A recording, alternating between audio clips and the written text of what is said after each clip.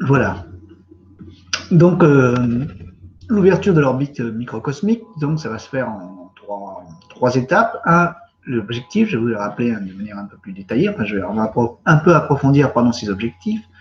En deux, je vous parlerai donc de deux circuits particuliers de circulation de l'énergie, hein, qu'on appelle des canaux. Il y a le canal directeur et le canal conception. Et en trois, donc, je vous dirai comment on forme l'orbite microcosmique et comment il faut procéder pour que cette orbite donc, puisse fonctionner de manière adéquate. Alors, l'ouverture du circuit microcosmique. Alors, l'objectif général, donc global, c'est faire circuler l'énergie dans la totalité du corps à travers les méridiens principaux et les méridiens associés aux différents organes et systèmes vitaux. Voilà. Qu'est-ce qu'on va pouvoir retirer de cette pratique? Premier avantage, donc l'accroissement général de la vitalité physique. C'est déjà pas négligeable. Deuxième avantage, on va pouvoir donc progressivement, il faut bien noter sur cette notion de progressif, tout ça, ça ne va pas se faire de manière instantanée, il faut prendre le temps pour que tout ça puisse se mettre en place. Donc, ça va être la dissolution progressive des blocages énergétiques et la naissance d'un processus d'auto-guérison. Voilà. On va également contribuer au renforcement de notre système immunitaire, à l'équilibre de notre système endocrinien et à la maîtrise progressive de nos processus émotionnels et mentaux. Donc, il y a quand même beaucoup d'avantages à pratiquer cette méthode. J'attire tout de suite votre attention. Comme tout travail sur les énergies, il faut être prudent. Il s'agit de faire, on va essayer de respecter un certain équilibre. Hein. Il ne faut pas en faire trop. Il faut en faire suffisamment, mais il ne faut pas en faire trop. Il ne faut pas vouloir aller trop vite. Il faut que le corps ait le temps d'intégrer donc ces énergies, parce qu'on va monter au niveau d'énergie. Il faut laisser au corps le temps de s'habituer. Voilà. Alors, on va continuer. Alors, on a deux circuits particuliers dans lesquels circule l'énergie. On a ce qu'on appelle le canal gouverneur et le canal conception. Excusez-moi, la conception, il n'y a qu'un T. Voilà. Alors, on a le premier circuit, donc le canal gouverneur, donc, qui part du périnée et qui remonte donc dans le dos jusqu'au palais supérieur. Et celui qui part du palais supérieur et qui redescend au périnée. Lorsque les deux circuits se rencontrent et n'en forment plus qu'un, on appelle ça avoir constitué l'orbite microcosmique. Comment on fait? Tout simplement, je vais vous expliquer un peu plus loin, mais comment on fait? Il suffit déjà, en premier lieu, de mettre la langue au niveau du palais, au-dessus, enfin oui. Et pour ça, il faut le mettre juste derrière les incisives, tout simplement. Donc la langue vient s'appliquer sur le palais, derrière les incisives, et ça nous permet de faire c'est comme une sorte de contacteur, ça nous permet de mettre en relation ces deux circuits, à ne faire plus qu'un. Voilà.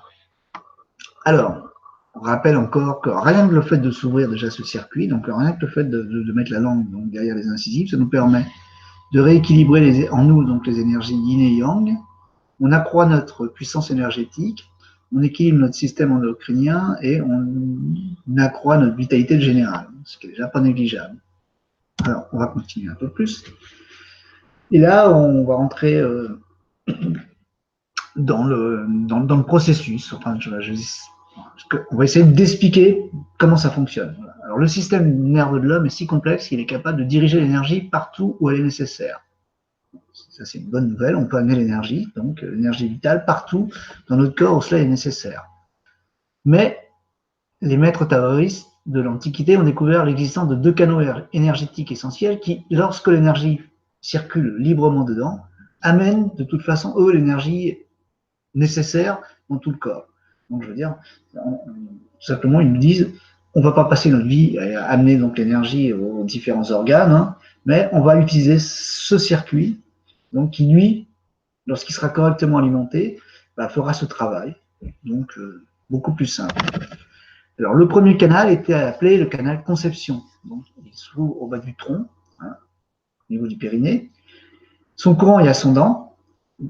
Il passe par les organes sexuels, l'appareil digestif, le cœur et la gorge. Ça, c'est dans le dos. Il monte le long de la colonne vertébrale dans le dos, mais il passe par tous ces organes aussi.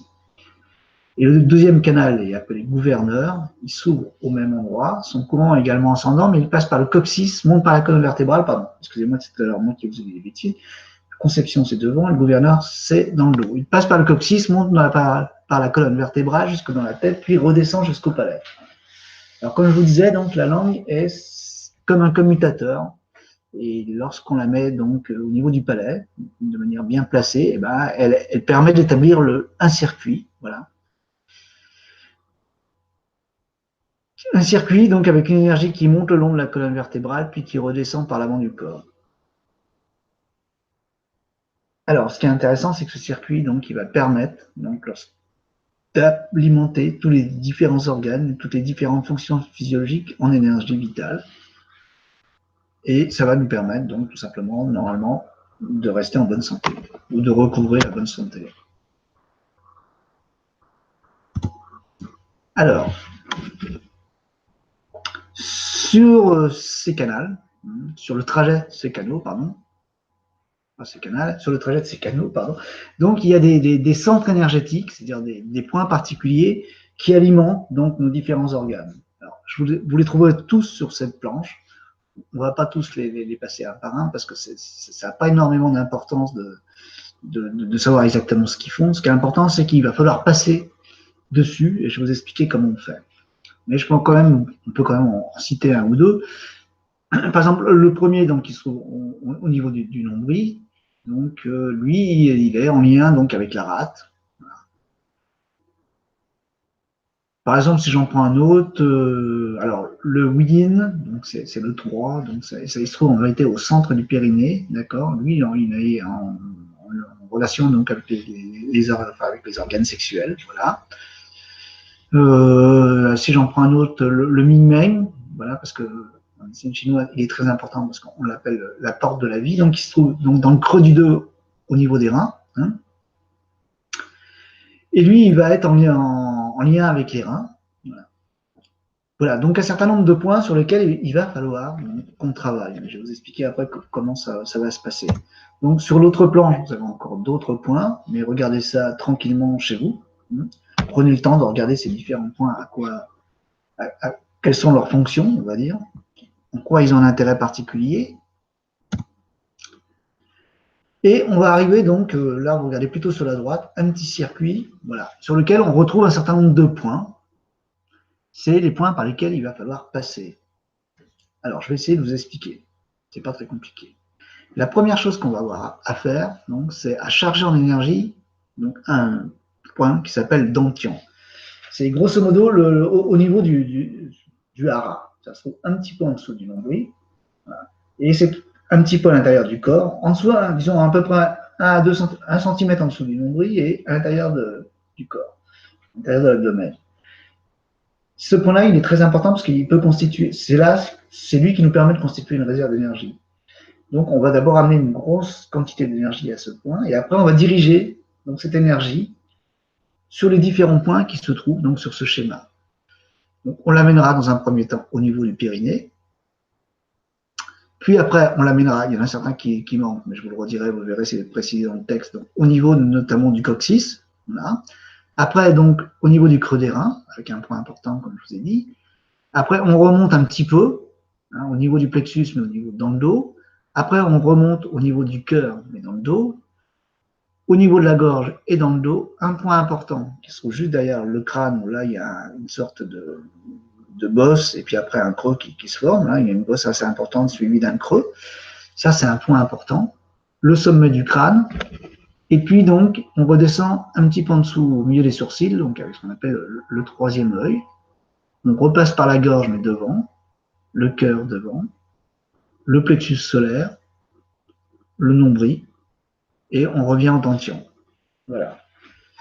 Ça, c'est tous ces points qui vont devoir être travaillés. Parce que c'est comme ça que ça fonctionne. Parce que finalement, tant qu'on n'a pas travaillé, tant qu'on n'a pas amené suffisamment d'énergie à ces points-là, ils sont comme s'ils étaient un petit peu en veille, finalement. Ils n'ont pas l'habitude de recevoir beaucoup d'énergie. Donc, il va falloir tout doucement les travailler. Et comment on fait? Et ben donc, vous allez voir, je vais vous expliquer un peu plus loin, mais donc, on charge, comme je vous ai dit, on charge en énergie le dantian. Et lorsqu'on commence à ressentir une chaleur importante au niveau du dantian, du hara, on va dire, oui, c'est plus connu comme ça.